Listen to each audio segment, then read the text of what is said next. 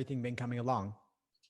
Good. I've been studying since May, and I'm in Spain right now, so I've been taking it easier since I took the November LSAT flex because I was doing it every single day, literally, and I definitely burned myself out. So now the month of December, November, like towards the end of November, I'm taking it way slower, like 2 to 3 hours instead of 6 to 8, which was it really take a toll on me when I actually took the exam because that's when I freaked out and I just completely doomed it low key on purpose. So, Yeah, of course. No, there's definitely a big difference there when you've got proper balance, a proper schedule versus just giving it your all, which in some cases can be too much. yeah. So I'm hoping, and since I've actually signed up to your course and I looked at the videos, I have skipped several of them because I think I know the foundations. I'm just looking at my weak spots now, and I've seen an improvement because I didn't see the necessary assumptions the way you would explain it. Necessary and sufficient were the ones that I was having trouble with. So I guess that's my main weaknesses right now. And I don't know if you have any other feedback to say other than what you already said in your courses or something, or in your experience of taking the LSAT. Like you prepped for a year, so I mean, you know how it is. Of course. Yeah. I mean, I've put everything I possibly can into the course and I'm adding more all the time, Yeah, both I can through tell. course videos and live online classes. And so you can always attend class and ask specific questions as things come up. But there's no one general thing I could tell you that I haven't already shared for my course students. If you're having trouble with necessary and sufficient, that's Mm-hmm. definitely an area to review and make sure you thoroughly understand in depth. I have various workshops covering it in different contexts. Yeah, you For do. example, so if you're looking at logic games versus logical reasoning, I could definitely talk a bit more about either of those depending. Okay. Yeah, I mean, I guess my questions would more be directed to logic reasoning. Sure. So it's tricky because it's the one part that I first started off the worst, but it's the one section that I've incrementally increased slowly. But I feel like I'm not there yet, and I've done so much work. So I'm starting to do it from zero, which is categorizing each type of question stem and just working on my weaknesses. And I guess my biggest problem is identifying if like the gap. Like I know there's a premise and a conclusion, but sometimes I don't know how to connect it. So I don't know if you have any Yeah, wisdom of on. course. Well, I mean, the issue isn't always to connect them. It depends on the question type. Sufficient assumption, yes, that is often the case. Mm-hmm. In other cases, it's more informal logic where your task is really to just better understand the gap there. So it's not about connecting things. I mean, you could make the argument relatively stronger or relatively weaker. And so you're moving closer to connection or farther away from connection. Mm-hmm. But to me, it's always around understanding the gap. And that's what the Socratic review method is all about. Understanding. Okay. Yeah, I see that there's a pattern within that understanding the stimulus because if you see it, you like there's going to be the answer choices that I feel are trap answers that everyone goes to and what I used to go to, but I had to take it a different perspective and understanding the connections and what they're really saying. So that's when I really saw my score improve. Um, yeah, I don't know what else to say. Well, let me ask you this. I mean, what have you done regarding Socratic review method? What have you done in terms of articulating any potential disconnects you might have when it comes to understanding the gap in an argument? I guess I've only done reviews of just like arguments, doing the whole 26, 25 questions in under 35 minutes before the LSAT November Flex.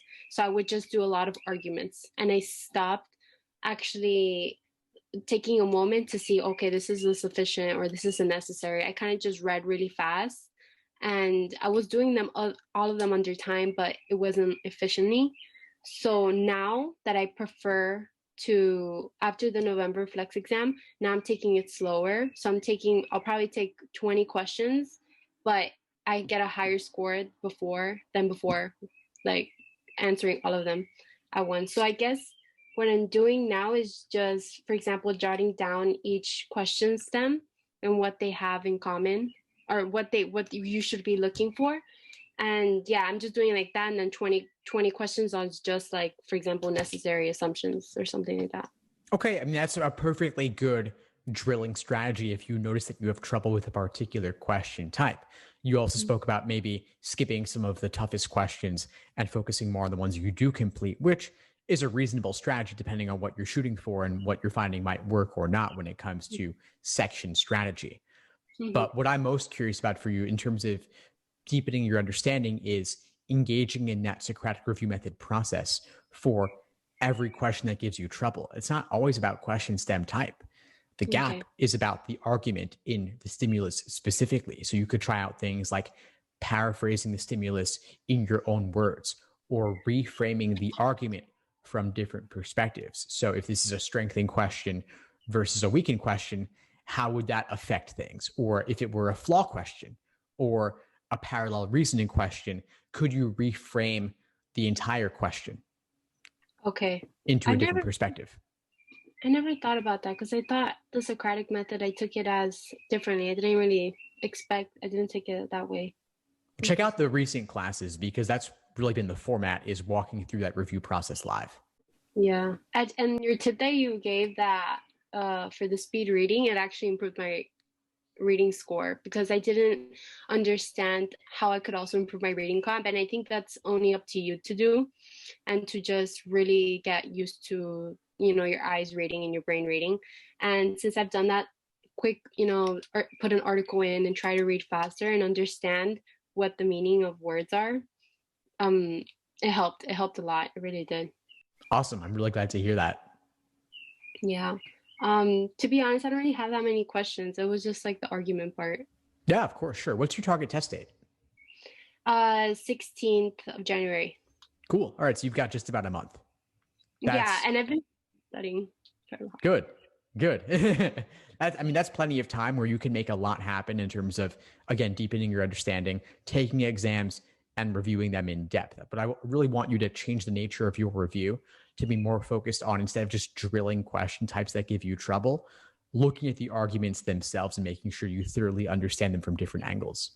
Okay. Look at arguments for sure. I've never done that before. So I know that will help. Because I feel like I've gotten a lot of easy ones wrong, and I feel that could have been avoided. So definitely. This is the work. This is the work. And write something up modeled on what I'm doing in class, and feel free to send it over, and I'll be happy to take a look to make sure you're going about it the right way. Oh, okay, cool. Wait, the worksheet that you're meaning? What is it? So the Socratic review method template. Oh, okay.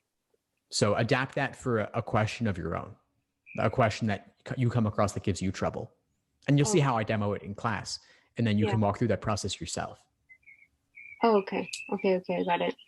I'm writing it down. Okay. And I don't know what else I should say or ask, to be honest.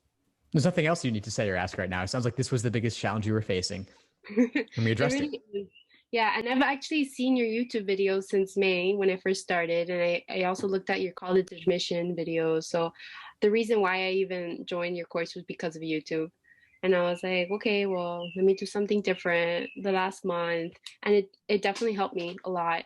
And because of the LSAT Unplugged group, I've had the study group going on, and it's helped me also because she explains what she thinks of it and I explain what I think of it, and we're just very compatible, and it's different reviewing something but with someone else than by yourself. So it's kind of fun. It's not, I don't know, it's like I explain the things and it's like going in class, and I kind of like it. It goes by faster, and I've seen improvements too by that way.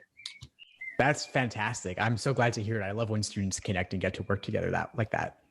Yeah, so I was very happy for that. Awesome. Great. Well, keep at it. Keep watching the videos. If you have any questions or need anything at all, reach out. I'm happy to help. Okay, cool. Thank you, Steve. Thanks for tuning into the show. Please subscribe if you haven't done so already to be notified of new episodes as I release them. And feel free to reach out if you need anything at all as you move forward with your prep. I'm happy to help however I can. In the meantime, I'll wish you all the best and take care.